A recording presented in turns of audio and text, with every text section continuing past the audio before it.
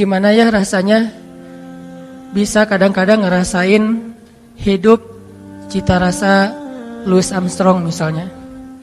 Jangan terus-terusan sepultura kan ya. Kadang ada kondisi kita butuh semangat, kita butuh action yang benar-benar bikin kita itu survive dalam satu masalah. Tapi tidak selalu action dan semangat kita itu harus dalam keadaan rushing, dalam keadaan buru-buru, dalam keadaan panik. Banyak banget masalah yang bisa kita lewatin dengan sikap-sikap yang dalam tanda petik santai. Banyak banget konflik yang bisa kita lalui justru dengan sikap-sikap santai kita. Kalau semua konflik kita lalui dengan sikap-sikap panik, dengan sikap-sikap berlebihan, maka kayaknya ada kalanya konflik yang kita dapetin itu efeknya lebih besar dan bertambah rumit dengan sikap kita sendiri. Bisa konflik dengan orang tua, konfliknya mungkin salah paham atau udah agak kurang nyambung nih antara kita dengan orang tua. Orang tua punya angle kita juga punya pola pikir kita sendiri. Gak nyambung, gak usah masalah yang rumit. Masalah milih jurusan aja kadang-kadang gak nyambung nih antara kita sama orang tua. Apalagi milih jodoh. Itu kan pasti paling berat kan ya. Susah banget ngelawan dua hal yang sama-sama sakral. Satu, perasaan cinta, kan sakral banget tuh. Kedua lagi, perasaan orang tua. Ini konflik yang luar biasa nih. Gimana ngehadapin yang kayak gini-gini tapi dengan sikap yang tidak menambah masalah. Kalaupun tidak mengurangi, minimal tidak menambah masalah. Gimana kita tetap bisa santai, wales dalam kondisi-kondisi yang sulit kayak konflik tadi. Atau juga mungkin bagi yang udah nikah, walaupun di sini sedikit kayaknya, konflik sama pasangan. Memangnya selalu konflik itu bisa kita lalui ketika saling bersih tegang? Memangnya konflik itu selalu bisa kita lalui dengan berdebat? Walaupun ada kalanya debat itu bisa memperbaiki keadaan, memperjelas situasi, atau minimal klarifikasi terhadap hal-hal yang mungkin tidak diketahui. Tapi lebih banyaknya justru masalah-masalah pribadi dilalui itu bukan dengan berdebat, justru dengan diam. Bukan dengan berdebat, justru dengan mendoakan di dalam doa masing-masing. Bukan dengan debat, justru dengan muhasabah diri, dengan menenangkan diri. Sehingga Nabi kan mengajarkan kalau kita marah, berdiri suruh duduk. Bukan berdiri suruh lari kan ya, berdiri suruh duduk. Atau dalam keadaan marah disuruh berwudu. Ini tips-tips teknis yang nilainya sebetulnya sama aja. Berusaha untuk menenangkan diri dan melewati suatu masalah itu bukan dengan kepanikan, bukan dengan emosi yang membara. Nah, bisa nggak kita ngelalui hal-hal yang kayak gini? Atau dengan teman yang sama-sama sedang bersaing ngecengin seseorang yang sangat istimewa. Bisa nggak fair play lah ya? Gimana caranya? Apalagi beda sekolah. Bisa nggak dengan sikap woles kita menghindari tawuran? Dengan sikap woles kita nggak ada lagi perang antar kampus atau antar sekolah. Ini semuanya diajarkan oleh Al-Quran, walaupun dengan contoh kasus yang berbeda-beda. Bahkan yang diangkat oleh Al-Quran, kasusnya lebih berat loh dari konflik atau masalah yang kita hadapi. Termasuk yang dicontohkan Nabi di dalam keluarga beliau. Saya sering banget ngisahin kisah keluarga Nabi di mana sikap woles Nabi itu justru nyelesain masalah sama istrinya. Kadang kita berpikir ketika ada konflik antara kita dengan seseorang, sikap tegas kita, sikap keras kita, sikap belak-belakan kita itu bisa mengklirkan masalah. Tapi seringkali ternyata justru memperunyam masalah. Gimana harusnya? Masa saya diam aja? Kadang diam itulah penyelesaiannya. Kadang ya, nggak selalu. Tapi kita kadang malas menggunakan kartu ini nih, kartu diam, kartu muhasabah diri, dan kartu doa. Begitu ada masalah sama seseorang, kita diam, kita wudhu, terus kita sholat, habis sholat kita doain dia. Sebutin namanya. Nanti coba rasain bedanya suasana hati kita tentang dia sebelum dan sesudah doa, before dan after. Mungkin selama ini karena kenapa kita agak susah untuk recovery, susah untuk bisa nyaman lagi dengan orang yang punya konflik sama kita. Mungkin kita nggak pernah nyebutin nama dia di dalam doa kita. Hanya doa untuk diri sendiri doang nih. Ya Allah sabarkan saya, sabarkan saya. Coba ditambah, ya Allah sabarkan saya. Ya Allah sayangi saudara saya Fulan bin Fulan. Mungkin dia nggak sengaja, maafin dia. Kalau dia benar, maafin saya. Sebutin namanya. Lalu coba rasain bedanya perasaan kita tentang dia before dan after kita berdoa dengan nama itu. Kadang kartu ini bisa benar-benar menyelesaikan masalah kita secara amazing, secara ajaib yang kita nggak pernah mikir gitu bisa selesai. Dan Nabi mencontohkan buat kita gimana Wallace itu benar-benar bisa menyelesaikan masalah, terutama masalah-masalah yang hubungannya dengan pribadi. Beda lagi nanti kalau masalah negara, masalah agama kan setiap urusan itu ada sikapnya. Tapi kalau dalam masalah pribadi saya kira sikap Wallace ini paling dominan yang harus kita sering gunain.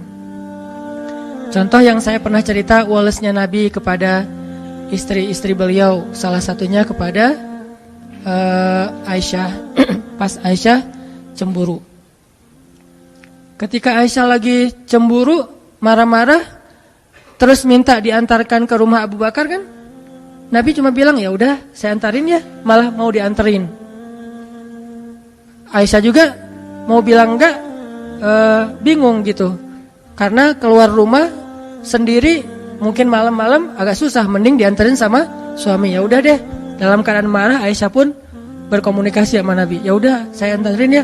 Ya udah nggak apa-apa, tapi marah gitu, dianterin. Naik ke atas kuda, Nabi memberikan lututnya sebagai pijakan bagi Aisyah dalam keadaan marah. Apakah Nabi tidak marah? Mungkin Nabi juga marah, mungkin Nabi juga tersinggung dengan sikap Aisyah, tapi tetap bisa ngejaga emosinya dengan sangat Wallace. Nabi jongkok, terus meletakkan lututnya di depan Aisyah, tangannya diberikan. Coba gimana cewek teh digituin? Apa nggak kelepek-kelepek ya? Lagi mana nih Aisyah? Mau naik sendiri ke atas kuda, susah. Mau pakai bangku nyari-nyari dulu. Ya udah deh, apa yang ada di depan, ya udah pegangan tangan. Sentuhan itu menurut beberapa penelitian memberikan efek luar biasa secara psikis kan ya. Sehingga ada, saya pernah baca artikel nih, entah kebaca entah sengaja nyari ya.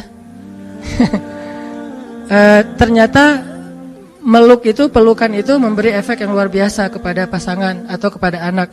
Sehingga minimal kita harus memeluk pasangan kita. Maaf ya, nanti dipraktekin ya. Minimal dalam sehari kita memeluk pasangan kita 20 detik minimal. Dan saya mah kayaknya lebih dah itu mah. Minimal 20 detik. 20 detik ini sekali meluk ya. Bukan sekali meluk sedetik terus 20 kali, nggak ngaruh juga sih. Satu kali meluk 20 detik itu ngefek. Nah, Nabi meletakkan kakinya, lututnya untuk jadi pijakan buat Aisyah, memberikan tangannya, sentuhan tangan, kemudian diangkat naik ke atas onta atau keledai atau kuda, jalan ke rumah Abu Bakar. Sampai di rumah Abu Bakar, Nabi dengan santainya nanya kepada Aisyah, Aisyah boleh nggak saya ngomong lebih dulu? Akhirnya Aisyah bilang boleh, tapi jangan ngomong kecuali yang benar ya. Lagi marah Aisyah teh. Nabi Wallace, yang nggak Wallace justru Abu Bakar. Abu Bakar marah, mukulin Aisyah di bagian pundaknya, pukulan yang tidak melukai, dipukul sama Abu Bakar. Ya Aisyah, kenapa kamu bicara kayak gitu kepada suami kamu dan dia adalah Rasulullah? Allah aja percaya sama dia, masa kamu enggak? Terus Nabi menengahi gitu.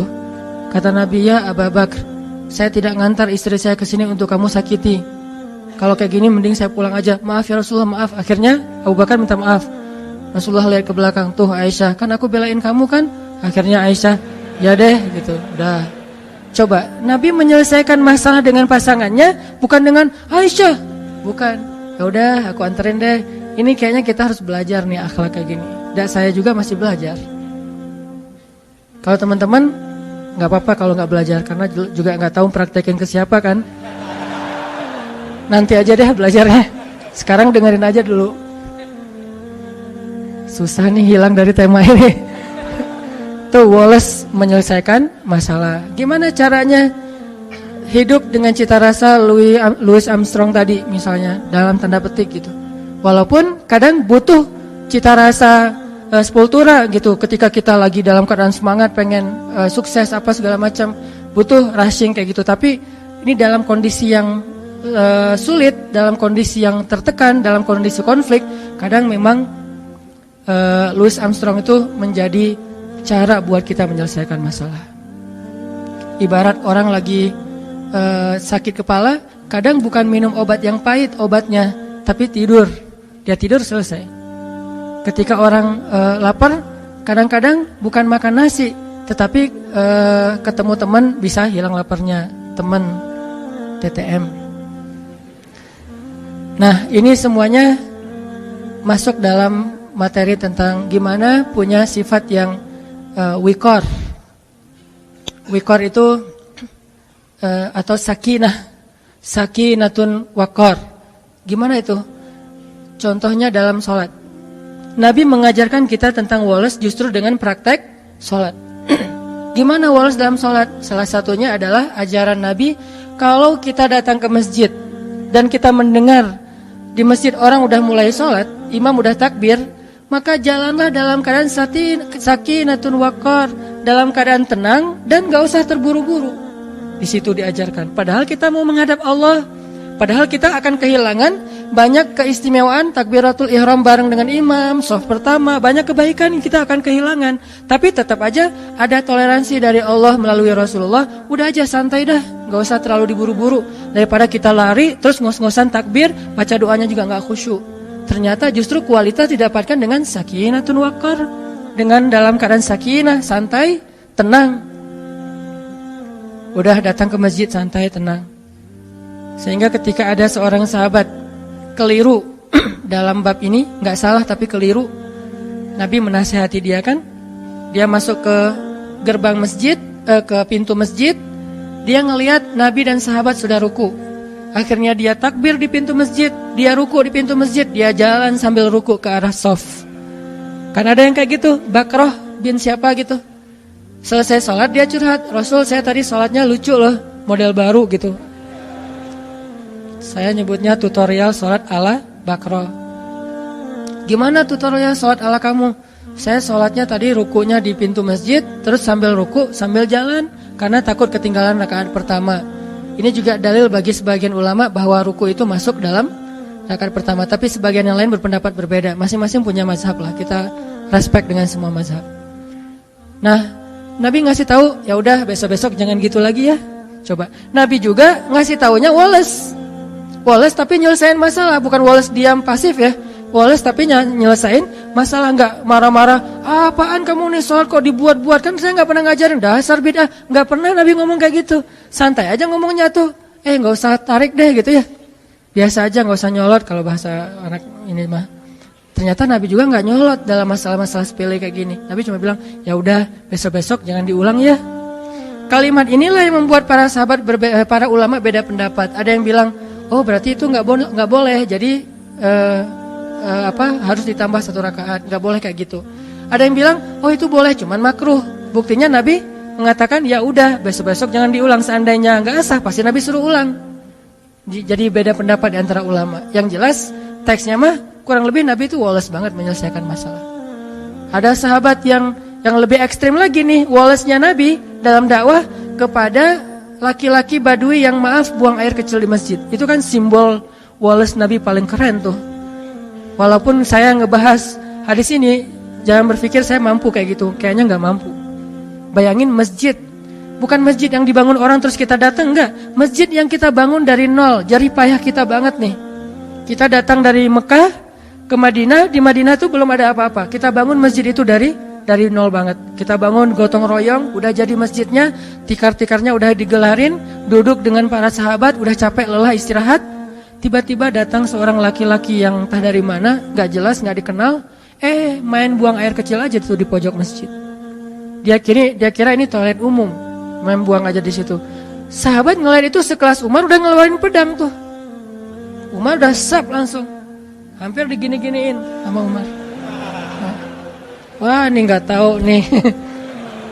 Umar udah ngeluarin pedang. Sahabat-sahabat lain udah merah mukanya, udah mau digebukin aja rame-rame. Nabi yang paling mencintai masjid di antara semua umat Islam. Jadi jangan bilang misalnya, Nabi bisa kayak gitu berarti biasa-biasa aja perasaannya dengan masjid. Enggak, Nabi itu paling cinta rumah Allah. Buktinya beliau paling lama kalau itikaf. Mana pernah kita itikaf Ramadan 30 hari atau 29 hari. Nabi pernah banget Ramadan itikafnya full. Enggak usah ada masjid, belum ada masjid aja Nabi itikaf di Gua Hiro sebelum jadi Nabi. Jadi Nabi itu cinta banget dengan rumah ibadah. Cinta banget dengan rumah Allah. Sehingga ketika ada yang menistakan rumah Allah itu, pasti paling marah duluan Nabi teh. Karena hati beliau paling bersih. Kenapa Nabi bisa woles? Karena itulah yang diajarkan Allah. Akhirnya Nabi bilang, udah woles saja sahabat-sahabat, santai-santai. Tunggu sampai dia selesai. Jangan ganggu dia. Karena kalau kita ganggu dia nanti jadi penyakit. Bayangin baru setengah, diganggu kan jadi penyakit ya. Tunggu, biarin dia sampai selesai. Kalau belum, mungkin dihalau. Tapi karena udah terlanjur ya udah beresin aja dulu. Udah beres, baru Nabi minta tolong ada beberapa orang sahabat ngambil air, disiram, dibersihin, beres. Orangnya dipanggil sama Nabi. Siapa namanya? Senyum malah tuh coba. Jadi kalau kita belajar Islam rajinnya justru cemberut, kita ini nggak ikut sunnah Nabi. Kalau makin kita belajar Islam makin rajin senyum, berarti kita ikut sunnah Nabi. Karena sunnah Nabi yang paling luar biasa itu senyum. Bahkan kepada orang yang gak ngerti, disenyumin sama Nabi. Siapa namanya? Kenalan. Coba lihat KTP-nya, SIM dan segala macam. Bahasa kita. Ini mah kita ya. Ambil kenalan, udah kenalan. Udah ngobrol-ngobrol baik. Akhirnya Nabi ngasih tahu, ini tuh rumah ibadah. Kami mensucikan tempat ini karena kami di sini menyembah Allah Subhanahu wa taala. Jangankan buang air, bahkan sampah aja kami pungut dari sini. Kan ada hadis kalau misalnya kita ngelihat sampah sekecil apapun di masjid, masukin ke kantong nanti dibuang di luar kalau itu bukan najis gitu kan. Nah, sampah aja nggak boleh ada di dalam rumah Allah. Tadi kamu mungkin karena nggak tahu ya, gitu-gitu deh bahasa kurang lebih. Oh, itu ya, maaf salah, saya salah tempat berarti dan segala macam, dia nggak enak hati gitu. Ya udah nggak apa-apa, dinasehatin. Lama-lama malah masuk Islam. Udah, mungkin dia sengaja ngetes kali itu. Cuman agak ekstrem sih ngetesnya mulanya gitu. Pengen hijrah, maaf, buang air kecil di masjid dulu. Kalau masjidnya woles, dia hijrah. Kalau masjidnya nggak woles, dia nggak jadi hijrah tuh. Akhirnya dia masuk Islam. Udah gitu dia doa, ya Allah rahmatilah saya dan rahmatilah Muhammad, yang lain jangan. Doanya gitu-gitu amat. Saya dan Muhammad doang, yang lain jangan. Sebel dia sama yang lain. Yang lain makin, apaan sih doa juga. Kata Nabi, jangan gitu. Kalau doa, mintalah kebaikan buat semuanya. Karena kamu akan mendapatkan kebaikan sebanyak yang kamu doakan. Oh gitu, ya Allah rahmatilah saya, rahmatilah Muhammad, dan rahmati juga orang-orang di sekeliling saya. Baru yang lain geleng-geleng. Bener ya, Nabi luar biasa. Bisa mengubah kutub hanya dengan sikap wolesnya. Bukankah ada sahabat yang masuk Islam itu justru gara-gara Nabi juga menunjukkan sikap woles ketika dia marah-marah? Dia tuh pengen bunuh Nabi nih, nanti cari ya namanya siapa. Dia pengen bunuh Nabi, ketangkap sama para sahabat, diikat di masjid, di tiang masjid. Setiap kali Nabi datang ke masjid, Nabi selalu menyapa dia. Gimana kabarnya? Tahu, kata dia. Oh ya udah, masuk. Besok datang lagi. Nabi ini kayak udah tahu orang diikat, tanya kabar gitu ya. Gimana kabarnya hari ini, udah makan belum? Tahu orang lagi diikat gini, nanya kabar, marah. Nabi bawa makanan nih, ada korma, tapi nggak diracun, korma aja. Korma air, Nabi ngasih dia air, tapi diikat tetap diikat. Kenapa kok bisa gitu? Karena hak agama, tetap hak agama nggak boleh kita curangin. Kalau kita mencurangi hukum Allah, berarti kita zalimnya ke Allah. Karena kita terlalu ngeringanin, terlalu nggak tegaan, akhirnya kita mencurangi hukum Allah. Tapi jangan sampai kita menjalankan hukum Allah sambil mencurangi hamba Allah. Inilah indahnya Islam, pertengahan banget nih. Tegas, tapi nggak zalim.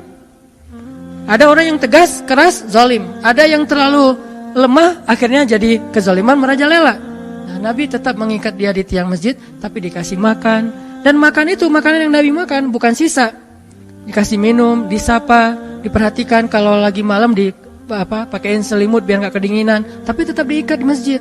Dia bisa tidur sambil duduk di tiang masjid. Lama-lama setelah Nabi berkali-kali menunjukkan sikap Wallace yang luar biasa, akhirnya dia membalas sapaan Nabi. Nabi japri dia, udah bukan dirit lagi sekarang, dibalas. Mulai typing dia teh. Tadi dirit juga enggak, diblok malah. Tapi Nabi ngirim aja terus. Nah kita kadang-kadang ngedakwahin teman kita dengan perasaan bukan kita udah lebih baik dari dia ya. Gak boleh sama sekali kita berpikir kayak gitu. Karena kita sadar kadang kalau dia nanti udah dapat hidayah Allah, bisa jadi dia akan nyalip kita di tengah jalan, lebih soleh dari kita. Lagi pula kan kita gak tahu akhir hidup kita itu akan baik atau buruk. Nauzubillah, mudah-mudahan kita tetap dapat husnul khatimah. Bisa aja dia yang kita lihat kayak sekarang biasa-biasa aja, ntar akhir hayatnya malah dapat hidayah dan masuk surga. Banyak banget kisah-kisah kayak gitu. Kita ngedakwahin teman kita karena kita sayang sama dia. Kayak dulu kita ngajak dia malam keluar, malam nongkrong karena kita dekat sama dia soulmate kita banget, teman kita, sobat kita banget. Sekarang kita juga ngajak dia untuk belajar Islam bareng, ngajak sholat bareng karena dia teman kita. Sebagaimana dulu kita ngajak dia kepada hal yang kita senangi, sekarang juga kita mengajak dia kepada hal yang kita senangi dan insya Allah baik. Bukan karena merasa lebih baik. Kalau disikapin kayak tadi tuh, nah di situ belajar nih. Saya juga masih belajar banget gimana bisa Wallace. Gak gampang emang, karena ini urusannya emosi kan, perasaan. Kalau urusannya logika doang sih bisa, tapi kalau udah perasaan kadang-kadang subjektif, egois sih kadang-kadang kita mah. Nabi bisa menekan perasaan itu, sehingga Nabi menunjukkan sikap paling baik. Akhirnya orangnya membalas ketika Nabi bilang, gimana kabarnya hari ini? Baik Muhammad. Udah lembut ucapannya, udah pakai emoticon senyum. Oh udah beda nih, tadi kan gak ada gitu-gituan. Setelah dia udah mulai baik ucapannya, Nabi bilang ke sahabat, lepaskan ikatan dia, dilepasin. Udah dilepaskan, Nabi ngobrol sama dia. Akhirnya dia bilang dia ingin kembali kepada kaumnya, ingin mengambil tebusan. Dan hebatnya Nabi percaya lagi sama dia tuh. Nabi memberikan kepercayaan itu sebagai bentuk menunjukkan sikap Nabi yang luar biasa. Orang yang pengen bunuh Nabi malah ketika berjanji akan mengambil tebusan terhadap dirinya, karena kan suasana perang berarti harus menebus ya. Nabi percaya, udah pulang aja. Kalau kamu menebus, datanglah kembali. Cuman sebelum dia pulang, Nabi nyuruh dia mandi. Nah, ini ada pelajaran juga. Ternyata mandi itu bukan soal ketika kita mau malam mingguan doang. Mau ke masjid juga kita sebaiknya mandi walaupun bukan hari Jumat. Dan ini bukan hal wajib sih. Kenapa? Ternyata mandi itu memberi efek dapat hidayah. Dia mandi seperti orang mandi junub, mandi besar. Setelah selesai mandi, tiba-tiba dia dapat hidayah. Baru dia syahadah, dia masuk Islam, dia pulang ke kaumnya, dia dakwahin kaumnya. Lewat mandi Allah memberikan. Kenapa dia bisa dapat hidayah setelah mandi sempurna hidayahnya? Kalau sebelum mandi dia dapat respect dulu kepada Islam, interest dulu kepada Islam. Tapi puncaknya setelah mandi. Kenapa? Allah suka kepada orang yang bersih.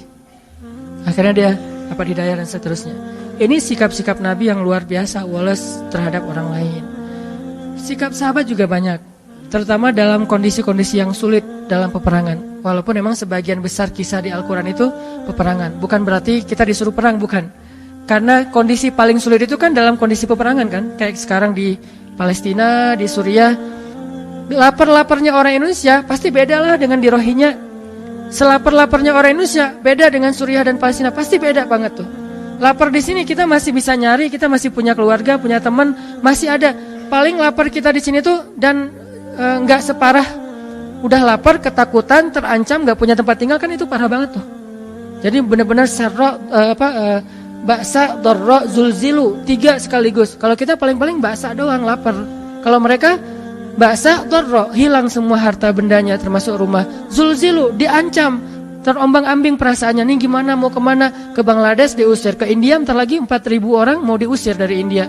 Kemanapun nggak ada. Di laut banyak yang karena udah overload gitu, banyak yang akhirnya tenggelam kapalnya, perahunya, mereka meninggal di lautan. Seolah-olah tidak ada satupun daratan yang halal untuk mereka.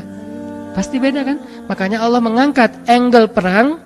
Bukan nyuruh kaum muslimin itu kok senang perang banget sih, ayatnya semuanya tentang perang. Bukan. Angle perang itu kondisi paling sulit yang dialami seseorang dalam peperangan. Apalagi perang-perang dulu kan bacok-bacokan ya. Kalau sekarang kan nggak kelihatan tuh musuhnya. Kalau dulu bacok-bacokan kayak tawuran udah. Kayak orang udah antar warga, antar sekolah, antar geng gitu.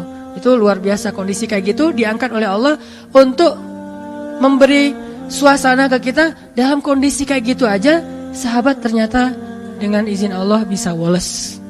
Dan woles mereka lah yang menyelesaikan masalah di antara mereka. Nih kita coba belajar teman-teman. Belajar untuk menerapkannya, terutama kepada orang tua, lalu kepada pasangan.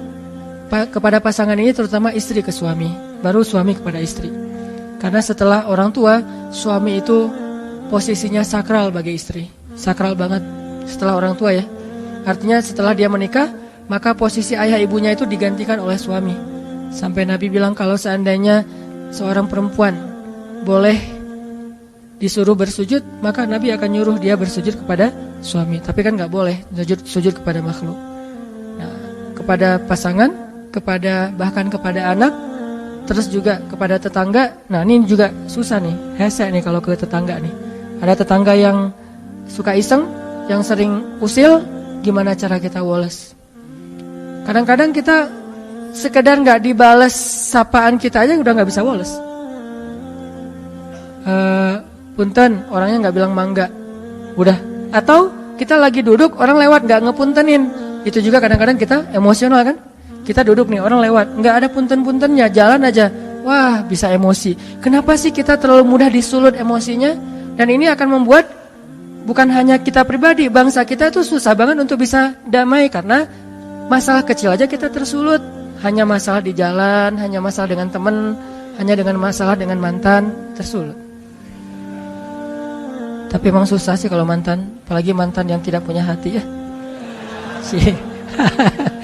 Nah, kita sekarang coba baca nih ayat tentang woles di dalam Al-Quran ya. Coba teman-teman buka surat 33 Al-Ahzab ayat 22. Surat 33 Al-Ahzab ayat 22.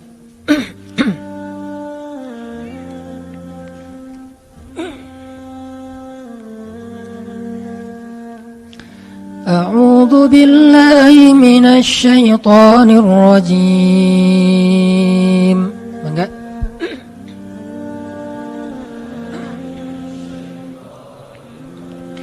Bismillahirrahmanirrahim.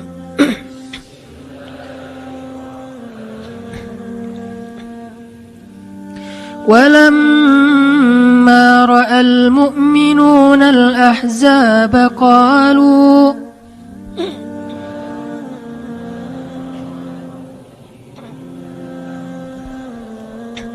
قالوا هذا ما وعدنا الله ورسوله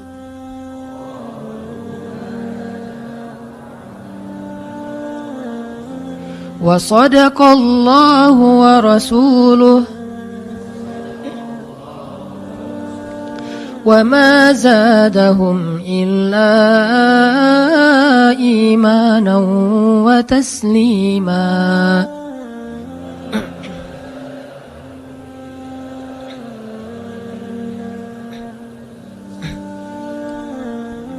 Dan ketika orang-orang beriman melihat pasukan-pasukan Ahzab. Pasukan Ahzab itu pasukan yang berkoalisi banyak gitu ya. Kumpulan kabilah gitu. Mereka berkata, inilah apa yang pernah dijanjikan Allah dan Rasulnya, dan benarlah Allah dan Rasulnya. Sehingga tidaklah hal itu menambah bagi mereka kecuali iman dan kepasrahan. Ini kondisi sahabat ketika dalam keadaan tertekan. Kayak gimana kondisinya, ceritanya? Ceritanya sahabat waktu itu lagi mengalami musim kemarau. Musim banyak panen yang gagal. Dagangan gak laku. Sehingga sahabat-sahabat yang kaya juga miskin. Apalagi yang miskin. Untuk makan itu susah banget. Dan di zaman itu memang benar-benar kalau dibilang susah, benar-benar susah. Gimana gambaran susahnya? Sampai Nabi mengikat batu di perutnya. Ada beberapa cara Nabi menahan lapar. Salah satu caranya Nabi akan duduk dalam keadaan bersandar, gak kuat lagi menegakkan punggung. Cara yang lain melipat tubuhnya kayak orang lagi ruku atau sujud untuk menahan rasa lapar. Cara yang paling berat lagi kalau udah nggak ketahan lagi, diikatlah batu di perut, seolah-olah batu itu makanan yang masuk ke dalam perut sehingga menahan lapar. Ketika beliau ruku dan sujud, kedengaran suara gesekan batu, karena kan di dalam jubah tuh pakai batunya di perut, bukan caper-caperan. Gua tuh zuhud loh, lihat nih batunya banyak nih, nggak gitu sih. Ditaruh di dalam jubah, pakai jubah sholat. Begitu sujud dan ruku, kedengaran suara gesekan batu. Terus Aisyah nanya, ini suara apa dipegang sama Aisyah? Pas dilihat sama Aisyah, Aisyah nangis. Kayak gimana Nabi gak pernah komplain, gak pernah ngeluh, padahal selapar itu. Dan beliau gak pengen istrinya tahu kalau beliau tuh lapar banget, membuat istrinya sedih, sehingga ditutup dengan jubah. Begitu istrinya maksain pengen cari tahu ada apa sih Rasul, udah gak apa-apa, dipaksain, nangis Aisyah. Ya Allah, betapa dosanya saya membiarkan suami saya kelaparan kayak gini. Tapi mau masak apa, gak ada apa-apa di dapur. Nih, Nabi nih. Jadi benar-benar dalam kondisi lapar, haus, susah, gak ada apapun. Tiba-tiba ada berita, orang-orang kabilah Arab berkumpul dengan banyak kabilah pengen nyerang kota Madinah. Dibantu sama orang-orang Yahudi yang di dekat kota Madinah. Ini ujian yang luar biasa. Kayak di Palestina, di Gaza, dapat berita bahwa Israel akan melancarkan serangan udara dan darat kayak dulu sekitar 2010, serangan di bulan Ramadan selama 50 hari itu. Itu kan ancaman yang luar biasa. Kita nonton di TV aja kayaknya jantung kita gimana gitu. Gimana yang ngalamin coba? Mereka tidur malam hari itu mungkin tidur terakhir buat mereka, setelah itu nggak akan bangun-bangun lagi. Dan nggak tahu juga mungkin apartemen mereka yang akan runtuh. Ketika tidur itu udah saling maaf-maafan. Ini mungkin malam terakhir kita bareng-bareng, setelah ini kita insya Allah bertemu di surga. Benar-benar ancaman yang luar biasa. Ditambah lagi dari dalam kota, banyak orang-orang munafik ngegembosin, memprovokasi. Selalu kayak gitu kondisi kaum muslimin, dimanapun kayak gitu. Ada aja orang dalam yang memanfaatkan situasi kaum muslimin dalam keadaan tegang, mereka malah merusak suasana. Ini kondisi ketika walamma ra'al mu'minuna al-ahzab, ketika mereka melihat pasukan musuh yang sangat banyak mengelilingi kota Madinah, dan kalau musuh itu masuk ke dalam kota Madinah nggak akan memberikan ampun, habis semuanya. Karena musuh-musuh itu kalau masuk suatu kota, mereka akan menghancurkan rumah, membakarnya, merusak ladang, dan mengambil harta-harta, bahkan sampai anak kecil juga nggak diampuni. Itu kan yang terjadi di Suriah dan di Palestina. Sampai anak kecil juga nggak diampuni. Salah apa anak kecil kayak yang terakhir serangan di Idlib kemarin nih, rumah bersalin diserang. Memang orang bersalin salahnya apa? Memang orang bersalin mau nembak-nembakan gitu. Tapi kayak gitulah sifat dari musuh. Ahzab, pasukan-pasukan koalisi dari berbagai macam kabilah. Kalau sekarang negara, itu kan ujian yang luar biasa nih. Tapi apa yang dirasakan oleh orang-orang yang beriman?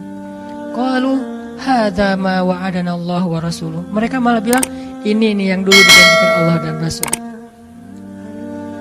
Kalau orang Suriah bilang, ini nih yang disebutin di dalam hadis Nabi, bahwa nanti ketika terjadi huru-hara akhir zaman, iman adanya di Syam. Iman adanya di Syam. Syam itu yang mana? Suriah, Yordania, Palestina, sebagian kecil dari Turki, Lebanon. Iman adanya di Syam, pusatnya di Suriah.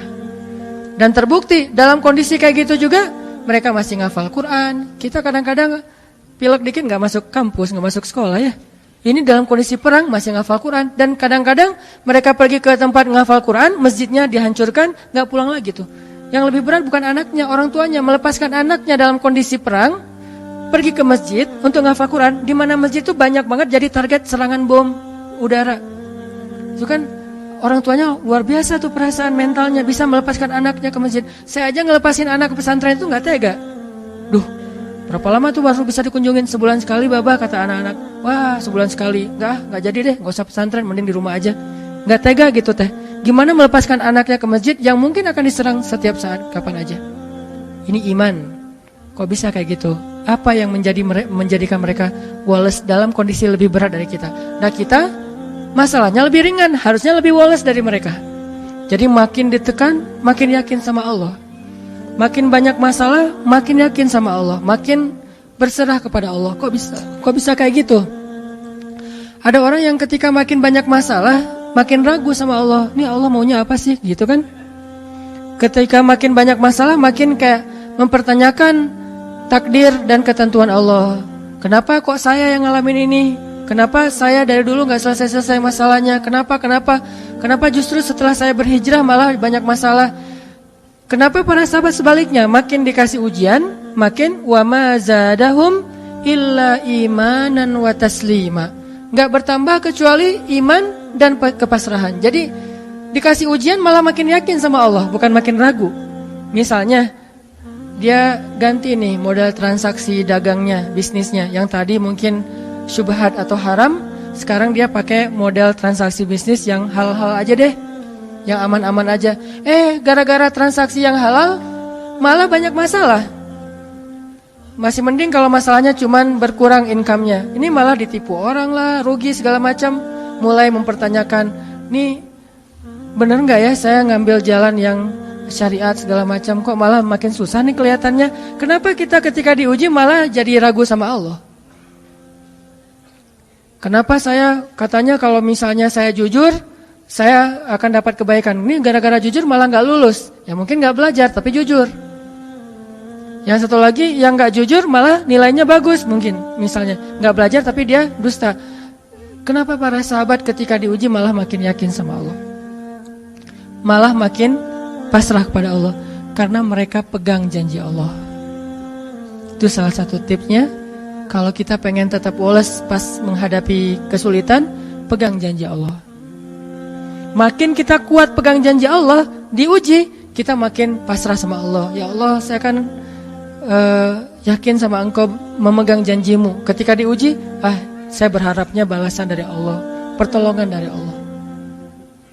Kayak yang pernah saya sampaikan dulu, kalau kita dapat musibah, yakinlah kepada janji Allah. Siapa yang membaca doa yang diajarkan Nabi, nanti Allah akan ngasih ganti yang lebih baik gitu kan ya. Allahumma ajurni fi musibati wa khluf li khairam minha. Ya Allah, beri saya pahala dalam musibah ini, beri saya ganti yang lebih baik darinya.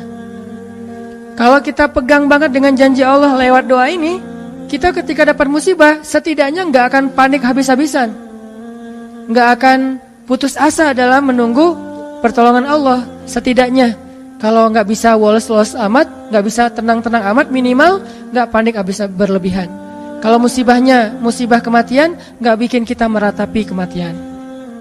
Kenapa? Kita pegang janji Allah SWT. Makanya kan ada cerita seorang ayah yang diberi musibah dengan wafat 2 orang anaknya. Anak laki-laki pertama meninggal. Dia bilang innalillahi wa inna ilaihi rajiun. Anak laki-laki kedua meninggal. Dia bilang innalillahi wa inna ilaihi rajiun. Semua ini milik Allah. Allah yang memberi, Allah juga yang mengambil kembali. Suka-suka Allah, pasrah gitu. Nerima, ridho dalam bahasa agama. Bukan ikhlas ya. Kalau ikhlas itu dalam bab ibadah. Kalau dalam bab takdir namanya ridho. Raditu billahi robba. Saya ridho deh dengan ketentuan Allah, itu namanya ridho. Bukan yang ikhlas ya. Ikhlas apaan? Orang gak lagi ibadah kan, lagi ada musibah. Jadi bukan yang ikhlas ya, bukan. Tapi yang ridho ya. Kalau mau lebih tepat nih, tapi gak apa-apa deh, pakai bahasa kita aja. Tapi kalau mau lebih tepat maknanya, yang ridho ya, sing ridho ya gitu, bukan sing ikhlas. Karena ikhlas itu ibadah ritual. Nah, dia ridho tuh.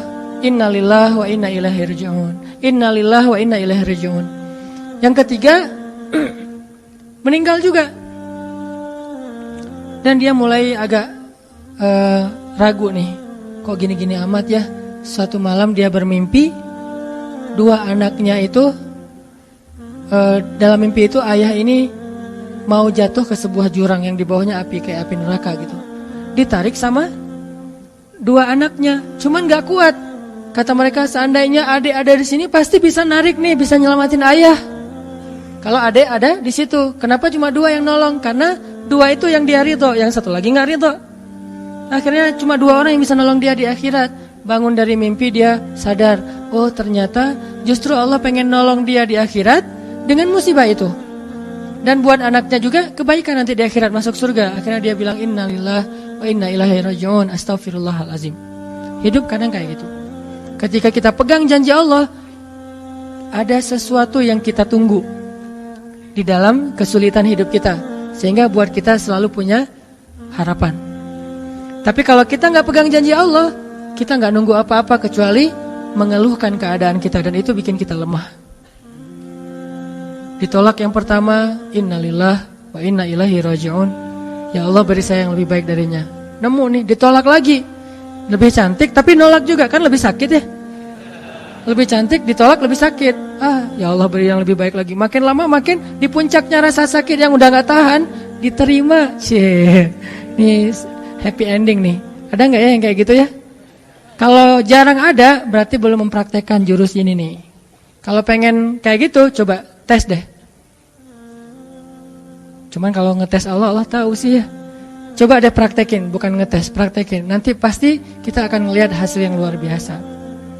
Jadi pegang janji Allah. Saya kalau nggak selalu sih, kadang-kadang nih, terutama hal-hal yang masih mampu. Ada musibah kecil, langsung berpegangan pada janji Allah. Nah, ntar Allah ganti yang lebih baik. Tapi itu harus dengan bahasa hati ya, bukan dengan lisan doang nih. Wa khluf li khairam minha. Hati nggak percaya. Allah kan bermuamalah, berakad dengan kita lewat hati itu teman-teman. Allah nggak berakad dengan kita lewat lisan doang. Makanya niat itu kan sesuatu yang terbersih di dalam hati. Walaupun dalam prakteknya ada mazhab yang mengucapkan, ada mazhab yang tidak mengucapkan. Yang jelas secara definisinya terbersih di dalam hati. Innamal a'malu binniyat. Terus Nabi menunjukkan dalam riwayat yang lain, Nabi menunjukkan ke dadanya atau hatinya. Artinya Allah berakad dengan kita itu dengan hati. Jadi kita kalau mau ditolong Allah, katakan kalimat itu dengan benar-benar yakin di hati kita. Wa khluf li khairam minha. Emang yakin saya Allah bisa ganti nih. Yakin. Gimana caranya? Itu bukan bagian kita, itu bagian Allah. Bagian kita berharap, bagian Allah memberikan cara. Jangan sampai kita mengambil bagian Allah. Pasti kita akan kebingungan. Orang kita bukan Tuhan. Mengambil bagian Allah apa? Harus jelas caranya. Kalau nggak jelas nggak percaya. Terlalu logis. Akhirnya nggak lagi ada ruang untuk kita berharap kepada sesuatu. Jangan mengambil bagian Allah. Gimana caranya? Ya terserah Allah. Yang penting saya berharap Allah ganti yang lebih baik. Ikhtiar urusan kewajiban kita kepada Allah. Bukan cara itu teh.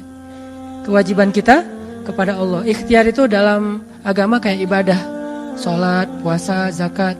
Bukan jalan untuk menemukan suatu kebaikan, karena Allah yang menentukan. Kadang-kadang kita ikhtiar ini jalannya dari yang lain.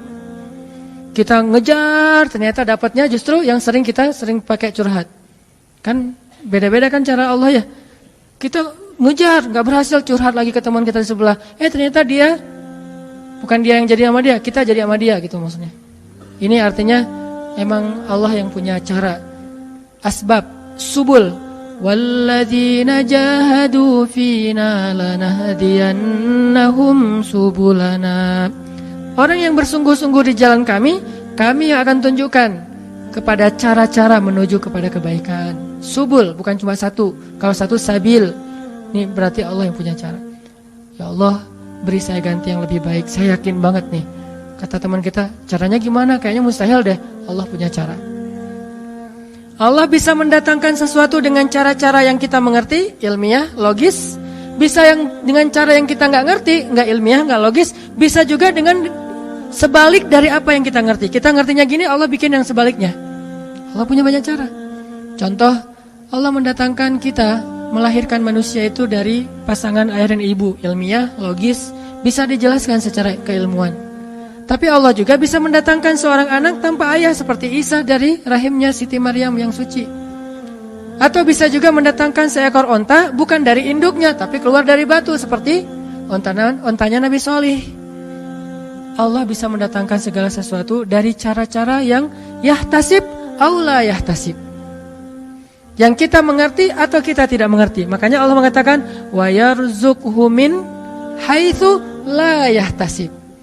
Allah kasih rezeki dari jalan haitsu la yahtasib, yang enggak pernah kalian duga. Berarti kalau masih keduga, bukan itu jalannya. Bisa sih kayaknya jalan ini, bukan itu. Bisa sih ini, bukan itu. Terus jalannya apa? Yakin, itulah jalannya. Allah yang akan mendatangkan dengan surprise. Kayaknya surprise itu lebih seru sih. Dan surprise Allah itu emang pasti. Kalau surprise teman kita pas kita ulang tahun, kenapa ya hari ini kok biasa-biasa aja ya, enggak ada yang ngucapin, enggak ada yang ngasih hadiah misalnya ya. Kita masih berharap, oh mungkin mereka pengen ngasih surprise. Nanti malam-malam tiba-tiba saya masuk ke rumah, saya buka pintu rumah saya, tiba-tiba orang udah ngumpul semua di dalam rumah, terus ngasih surprise happy birthday gitu, balon segala macam, gitu-gitu deh. Bisa. Tapi apakah itu terjadi? Belum tentu. Pas kita pulang ke rumah udah siap-siap gitu. Gua mah nggak akan kaget lah, yang gitu-gitu pasti udah disiapin. Buka pintu, ngelihat ke dalam, jalan pelan-pelan, nyalain lampu, kosong, nggak ada siapa-siapa. Manusia bisa gitu banget kan?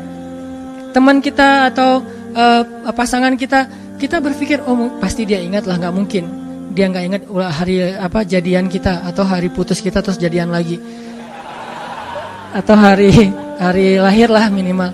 Pasti dia ingat, tapi belum tentu dia bisa ngasih kita surprise seperti yang kita harapin. Kalaupun dia ngasih surprise, kadang-kadang kado atau hadiahnya itu nggak seperti yang kita harapin. Biasa-biasa aja ternyata. Mungkin dia lagi nipis keuangannya, nggak punya modal apa-apa, ya udah ngasih apa yang ada aja, pulpen, permen. Nah, Allah nggak gitu. Allah kalau ngasih surprise itu benar-benar ngasih dan buat kita benar-benar ngerasa beruntung. Kalau kita percaya, makanya berakatlah dengan Allah lewat hati. Hadza ma wa'adanallahu wa rasuluh wa shadaqallahu wa rasuluh. Benarlah Allah dan Rasul. Hasbiyallah atau apapun ucapan-ucapan belief, termasuk wa khluf li khairam minha, beri saya ganti yang lebih baik darinya. Tapi kita berakad itu dengan hati. Allah tunjukin tuh. Ini yang bisa bikin kita sedikit lebih tenang atau banyak bisa dapat ketenangan kalau kita dalam kondisi yang sulit. Kalau diuji dalam hal-hal yang kayaknya mentok gitu. Mau kemana lagi nih? Mau gimana lagi nih? Mau apa lagi nih? Kan gitu kan? Udah gak tahu lagi mau gimana, mau kemana, mau apa, mau siapa lagi nih? Kayaknya semua yang di list reunian udah ditembak satu-satu, gagal semua gitu kan. Mau siapa lagi nih? Teman kuliah udah, teman SMA udah, sampai teman SD juga udah. Masa nyari teman TK gitu kan ya? Nyari semua nolak, ke siapa lagi? Allah yang punya siapanya. Kadang-kadang siapanya Allah itu kita nggak pernah ngeduga. Yang kita nggak pernah mau ke situ karena berpikir nggak mungkin deh kalau itu mah.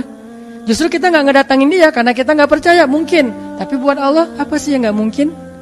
Julaibib dengan kondisi rakyat jelata banget ketemu seorang cewek yang selebgram banget, bisa aja tuh. Apalagi kita yang insya Allah nggak Julaibib amat lah ya, masih kerenan dikit lah. Walaupun mungkin solehnya pasti jauh dengan Julaibib, tapi secara fisik ya kita bukan budak, kita bukan orang yang seperti digambarkan di dalam hadis gimana fisiknya Julaibib sangat pas-pasan. Walaupun tingkat kesolehannya jauh, pasti sahabat itu tidak tergantikan, tidak tertandingi. Oke, itu satu kasus di Al-Quran gimana Wallace dengan modal pegang janji Allah. Berakad kepada Allah dengan hati. Ini kata kuncinya, berakad kepada Allah dengan hati. Dan Allah pasti la yukhliful mi'ad, gak akan ingkar janji, gak akan kalau dengan hati. Masalahnya tingkat hati juga darajat. Lahum darajatun 'inda rabbihim. Orang yang beriman itu bertingkat-tingkat. Ada yang imannya itu benar-benar luar biasa, sampai hal yang paling mustahil buat dia tuh nggak ada yang mustahil buat Allah. Ada yang berimannya yang berat-berat mah dia masih agak-agak ragu, yang ringan-ringan dia masih yakin. Berarti aku tergantung prasangka hambaku kepadaku.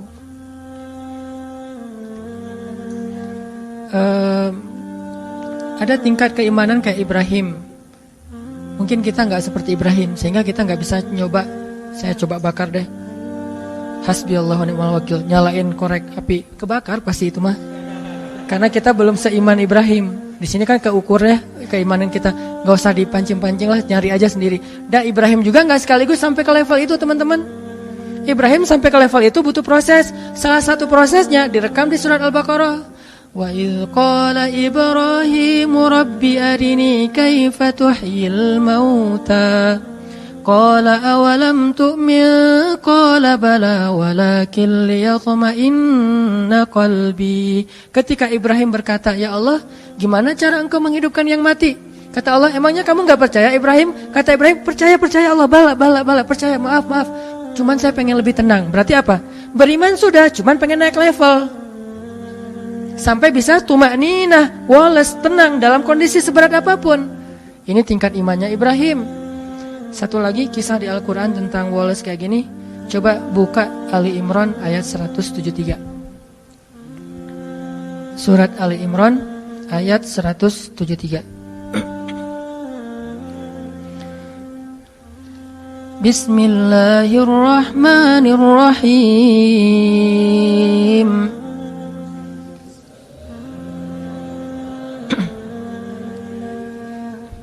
الذين قال لهم الناس إن الناس قد جمعوا لكم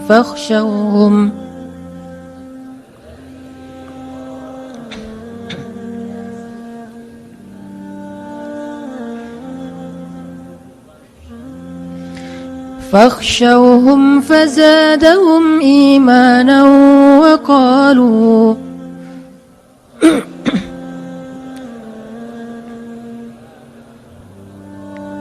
وقالوا حسبنا الله ونعم الوكيل.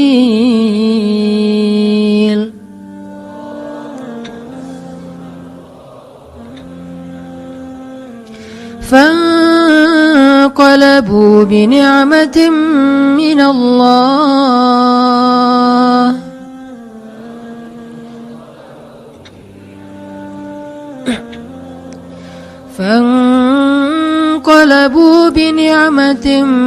الله وفضل لم يمسسهم سوء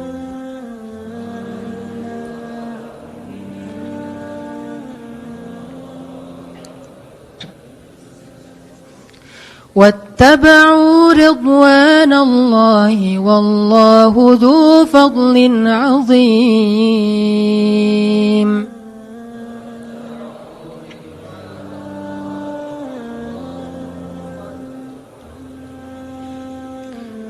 Orang-orang yang ketika dikatakan kepada mereka, sesungguhnya musuh-musuh telah berkumpul untuk menyerang kalian, maka takutlah kalian. Lalu bertambahlah bagi mereka keimanan, dan mereka berkata, cukuplah bagi kami Allah, dan Dia sebaik-baik penjaga. Maka mereka pun kembali dengan membawa nikmat dari Allah dan karunia-Nya. Tidak ditimpa suatu kesusahan pun. Mereka mengikuti ridho Allah, dan Allah yang memiliki segala karunia yang amat besar. Ini kasusnya perang juga, cuman beda. Kalau tadi itu perang Ahzab, kalau ini perang Uhud. Kita tahu musibah dalam perang Uhud. Dalam kondisi para sahabat habis terpukul dengan kejadian mereka dihabisin di padang Uhud, sampai Nabi tembus geraham beliau, sampai ada beberapa sahabat senior dan tokoh banget meninggal syahid dalam perang Uhud. Banyak para sahabat itu yang kena anak panah belum dicabut, cuma dipatahin doang. Banyak yang kesayat-sayat, sampai Ummu Umarah, seorang perempuan yang melindungi Nabi itu, ada 20 bekas sayatan pedang di tubuhnya. Jadi dibacok itu 20 bekas bacokan di tubuhnya. Semua sahabat itu luka parah. Semua luka parah. Ada yang matanya buta, ada yang lagi sakarat, lagi udah koma, udah parah banget. Dalam kondisi terluka-luka, berdarah-darah di sebuah daerah namanya Hamra'ul Asad. Nama daerahnya Hamra'ul Asad. Apa itu Hamra'ul Asad? Singa berdarah. Jadi nama daerahnya juga pas dengan kondisi itu. Kaum muslimin seperti singa yang habis diserang oleh hyena, dikeroyok, berdarah-darah, luka-luka, menganga gitu. Dalam keadaan lemah yang luar biasa, mereka berada di Hamra'ul Asad. Tiba-tiba Nabi mengatakan, wahai kaum muslimin, mari kita kejar musuh. Coba, Nabi itu baru selesai diperban, dalam keadaan luka parah. Sahabat juga masih ada yang patah kakinya, patah tangannya, puntung tangannya, ada yang kena luka di perutnya, segala macam. Kata Nabi, mari kita kejar musuh. Jangan sampai membiarkan mereka ngerasa euforia udah dapat kemenangan. Sahabat dalam kondisi kayak gitu tuh gak beralasan, ya Rasul, lain kali aja deh, masih banyak hari-hari yang lain, kita pulihkan dulu. Enggak. Rasul juga sakit. Kita mah kasihan sama Rasul sih sebetulnya. Enggak, modus ya. Nah, hashtag modus mah cuma ada di kita. Di zaman mereka tuh enggak ada modus-modusan. Karena modus pasti masuknya golongan munafikun di zaman itu. Kalau kita kan modus, memang kita juga suka ngemodus kan. Modus perhatian, modus bangunin tahajud gitu-gitu kan. Kalau itu nggak ngomong, ya Rasul kita mah siap, cuman kasihan nih Rasulullah juga berdarah-darah, masa mau kita ntar daripada Rasulullah celaka atau terjadi apa-apa, udah deh Rasulullah kita istirahat dulu. Enggak, langsung berdiri semuanya. Nggak sanggup berdiri karena kakinya patah, dia duduk. Nggak sanggup berjalan, dia merangkak. Akhirnya pada jalan ngejar dalam kondisi luka-luka parah. Ini kayak singa mau balas musuhnya, lagi berdarah-darah. Hamraul Asad, singa berdarah merah, berdarah merah gitu. Akhirnya dalam kondisi sedang semangat-semangatnya, tiba-tiba orang munafik datang lagi nih. Selalu kayak gitu. Mereka selalu bikin masalah ketika kaum muslimin lagi ada masalah, dipersulit sama mereka. Kata mereka, innan nas qad jama'u lakum fakhshawhum. Musuh itu sekarang jama'u, lebih kuat lagi, ditambah lagi pasukannya, datang yang baru-baru lagi, lebih kuat daripada yang kemarin. Kemarin aja kalian udah hampir kalah, apalagi yang ini. Fakhshawhum, udah nggak usah cari masalah, pulang aja, kata orang munafik. Apa kata kaum muslimin? Hasbunallah wa ni'mal wakil. Cukup buat kami Allah. Kalau mereka punya banyak pasukan, kalau kami punya Allah. Mereka punya rencana jahat, kami punya yang maha merencanakan alam semesta. Mereka punya senjata canggih, kami punya doa. Hasbunallah wa ni'mal wakil. Cukup buat kami Allah, sebaik-baik penjaga. Makin nambah yakinnya sama Allah. Ini luar biasa. Jalan lagi, makin gagah gitu jalannya. Ketika musuh melihat mereka dari kejauhan, makin gagah. Walaupun terluka-luka parah, tapi kayaknya ini lebih, motivasinya lebih kuat daripada yang pertama. Musuh gentar, akhirnya musuh lari.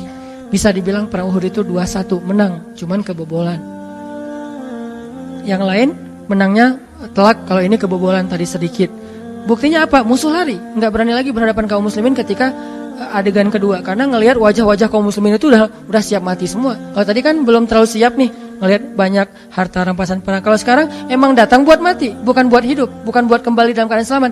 Pengen mati aja udah. Namanya juga dalam peperangan ini pakainya logika prajurit ya, jangan pakai logika sipil. Apa sih gitu-gitu amat, namanya peperangan. Dan di situ ada heroisme gitu. Kita kalau nonton film Hollywood tentang gitu-gitu kan selalu respect. Kenapa ke para sahabat nggak respect? Kan sama aja logikanya, logika perang. Siapa yang paling pemberani berarti keren di situ teh. Akhirnya musuh lari, pulanglah mereka. Fanqalabu bi ni'matin minallah, pulang dengan membawa nikmat dari Allah, harta rampasan perang, wa fadlin, dan anugerah dari Allah berupa pahala, ridho dari Allah. Lam yamsashum su, tidak ada satupun luka yang menggores di tubuh mereka, dan Allah ya yang memiliki segala kebaikan. Kenapa bisa endingnya itu hebat, menang, berhasil? Karena mereka bilang hasbunallah. Jadi pelajarannya apa di sini biar kita walas? Ketika kita tidak lagi berharap kepada siapapun kecuali Allah, saat itulah kita makin kuat. Ketika kita punya banyak harapan kepada makhluk, saat itulah kita lemah. Terus kalau gitu nggak boleh kerjasama dengan makhluk? Nggak, ini bab ikhtiar. Bedakan bab ini berdua. Bab tawakal, bab ridho, bab thiqah, bab istislam dengan bab ikhtiar. Ini dua bab yang berbeda. Bab ikhtiar, bab zahir. Bab tawakal, bab batin. Yang kita omongin sekarang urusan batin. Zahirnya mah kita boleh berjabat tangan bahkan dengan orang kafir sekalipun. Transaksi muamalah duniawi mah kita dengan siapa aja, nggak harus dengan muslim doang. Tapi bab batin, bab yakin kepada Allah. Jadi yang kita omongin bab yakin kepada Allah. As-siqah billah. Ketika yakin kita mendua dari Allah kepada makhluk, saat itu kita lemah. Mentiga, mengempat, mengelima dan seterusnya. Makin banyak makhluk yang kita harapin dari dia, makin kita lemah. Makin sedikit makhluk, makin kita kuat. Makin tidak ada siapapun kecuali Allah. Hasbunallah. Itulah puncak dari kekuatan kita. Dalam keadaan hamraul asad, berdarah-darah pun bisa mengalahkan musuh. Bukan sehat itu, berdarah-darah. Apa kekuatannya? Apakah fisik? Bukan. Senjata? Enggak. Strategi? Ini malah kayak bisa dibilang nekat ini. Enggak pakai strategi lagi. Terus apa? As-siqah billah, hasbiyallah, hasbunallah. Ternyata kekuatan kita biar kita walas, kuat, tenang menghadapi masalah itu bukan ketika kita berpikir masih ada yang nolongin kita di antara makhluk. Justru ketika kita berpikir udah gak ada yang nolong, saya mah berharapnya ke Allah aja. Saat itulah menjadi kuat. Dua pelajaran itu teman-teman mudah-mudahan jadi bekal iman, nambah iman kita, bukan nambah wawasan. Rasa-rasanya ngaji sama saya tuh gak banyak nambah wawasan sih karena ya gitu-gitu aja sih sebetulnya. Cuman saya berharap ngajinya itu nambah iman. Kalau mau nambah wawasan, teman-teman bisa belajar ke banyak ulama yang lebih fakih yang lebih banyak ilmunya dari saya. Ada banyak ustadz yang seperti saya pernah rekomendasi. Ada Ustadz Adi Hidayat, ada Ustadz Abdul Somad dengan latar belakang berbeda-beda. Ada Muhammadiyah, ada NU, tapi bijak dalam menyikapi perbedaan. Mereka lebih fakih dari saya. Tapi saya berharap kita di sini nge-booster iman kita. Karena kalau itu udah kuat, yang lain jadi mudah. Mudah-mudahan bisa nambah iman, nambah yakin. Satu, pegang janji Allah. Kedua, jangan berharap kecuali kepada Allah. Walaupun secara zahir berikhtiar kepada manusia, tapi batin gak boleh terlibat kepada makhluk, hanya kepada Allah Subhanahu Wa Taala.